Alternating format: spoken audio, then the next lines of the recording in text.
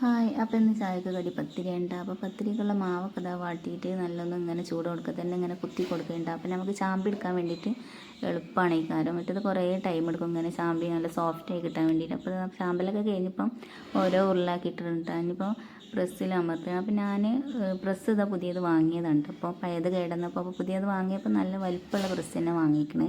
അപ്പോൾ നല്ല വലിയ പത്തിരി ആവുമല്ലോ. അപ്പോൾ പത്തിരി ചുടുന്ന ദിവസമാണ് ഞാൻ ഇതേപോലെ രാത്രി തലേന്ന് പരത്തി വെക്കലാണ് കേട്ടോ. അപ്പോൾ പിന്നെ രാവിലെ ഇനിയിപ്പോൾ നമുക്ക് പരത്തലും എല്ലാം കൂടെ ടൈം കിട്ടില്ലല്ലോ.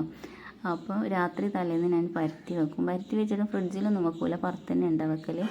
അപ്പോൾ നല്ല ഇങ്ങനെ അടച്ച് കാറ്റൊന്നും തട്ടാത്ത ഒരു പാത്രത്തിലാക്കിയിട്ട് അടച്ച് വെക്കും. അപ്പോൾ പിന്നെ രാവിലേക്കൊക്കെ നല്ല സോഫ്റ്റ് ആയിട്ടുണ്ടാവും. അങ്ങനെ മുറിഞ്ഞ് പോവുക ഒട്ടി പിടിക്കുക ഒന്നും ചെയ്യില്ല കേട്ടോ. നല്ല സോഫ്റ്റ് പത്തിരി തന്നെയാണ് കരം കിട്ടൽ. അപ്പോൾ ഇത് ഞാൻ ഒക്കെ പരത്തി കഴിഞ്ഞിട്ടുണ്ട്. ഇനിയിപ്പോൾ പരത്തൽ കഴിഞ്ഞ് രാവിലെ എന്നിട്ട് ചൂടുന്നത്. അപ്പോൾ പത്തിരിയൊക്കെ ചൂടലൊക്കെ കഴിഞ്ഞിപ്പോൾ അതിലേക്ക് ഞാൻ ഉള്ളിയും തക്കാളിയും എന്നിട്ട് കറി വെക്കണം. അപ്പോൾ അതിലേക്ക് കാടമുട്ട പുഴുങ്ങിയത് ഇട്ട് കൊടുക്കാമെന്ന് വിചാരിച്ചിട്ടുണ്ട്. അപ്പോൾ അത് അങ്ങനെ കാടമുട്ടൊക്കെ പുഴുങ്ങി ഇട്ട് കൊടുത്തിട്ടുണ്ട്. ഇനിയിപ്പോൾ ചായയൊക്കെ കുടിക്കട്ടെ. ചായ കുടിച്ച ശേഷം ബാക്കിയുള്ള പണികളൊക്കെ നോക്കണം. അപ്പോൾ ഇത്രേ ഉള്ളൂ. വീഡിയോ ഇഷ്ടമായി ലൈക്ക് ചെയ്യാനും സബ്സ്ക്രൈബ് ചെയ്യാനും മറക്കരുത്. അപ്പോൾ ഓക്കെ, ബൈ.